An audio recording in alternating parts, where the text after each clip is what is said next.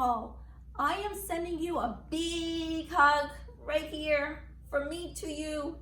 And I hope you all enjoyed the weekend we had. It was Mother's Day weekend.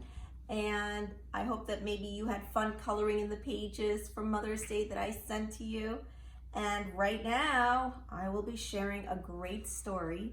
And this is a story that I used to read to my kids when they were little. So I hope you all enjoy it. It's called Caps for Sale by Esphyr Slobodkina. And we have Cooper over here that's going to join us as well. Right, Coop? You're a good boy. Here we go. Caps for sale. Once there was a peddler who sold caps, but he was not like an ordinary peddler carrying his wares on his back. He carried them on top of his head. There's the peddler, and these are all the hats. First, he had his own checked hat, then a bunch of gray caps, then a bunch of brown caps, then a bunch of blue caps, and on the very top, a bunch of red caps.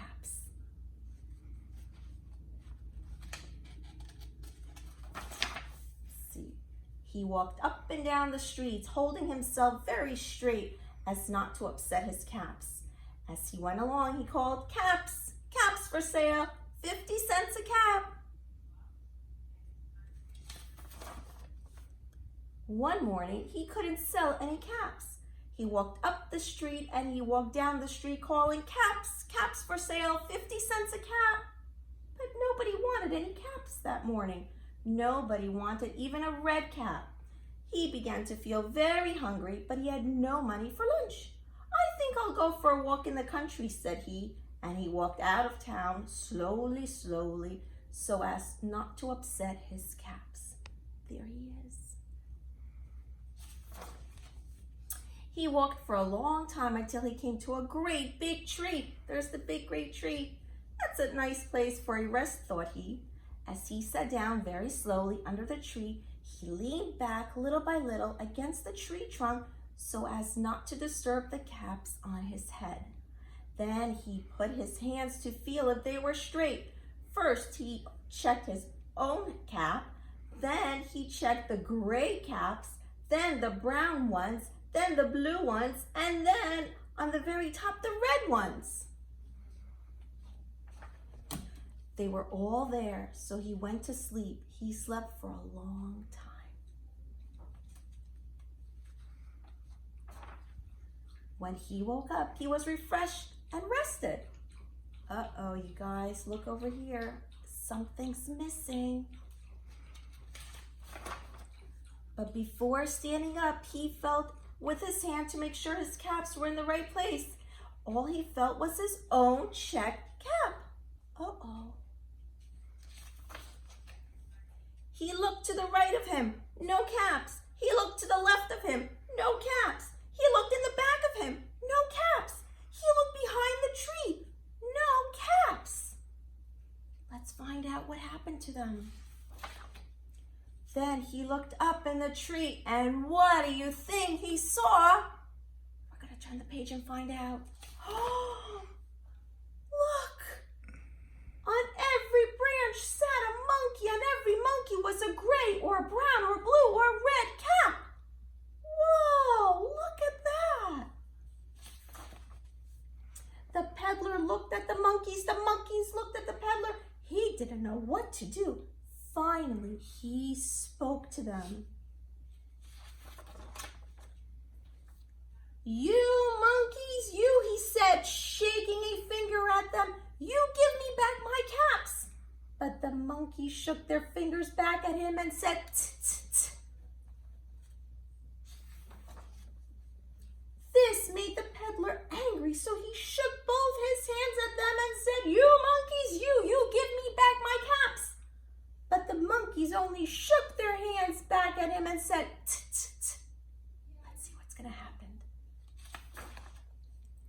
Now he felt quite angry. He stamped his foot and he said, "You monkeys, you better give me back my caps." But the monkeys only stamped their feet back at him and said, "Tsk, tsk, tsk." Uh-oh. By this time, the peddler was really very, very angry. He stamped both his feet and shouted, "You monkeys, you must give me back my hats, caps." But the monkeys only stamped both their feet back at him and said, "Tsk, tsk, tsk." Let's see what's going to happen next. At last, he became so angry that he pulled off his own cap, threw it on the ground, and he began to walk away.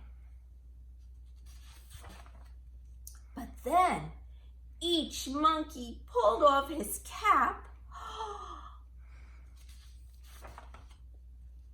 and all the gray caps and all the brown caps and all the blue caps and all the red caps came flying out of the tree.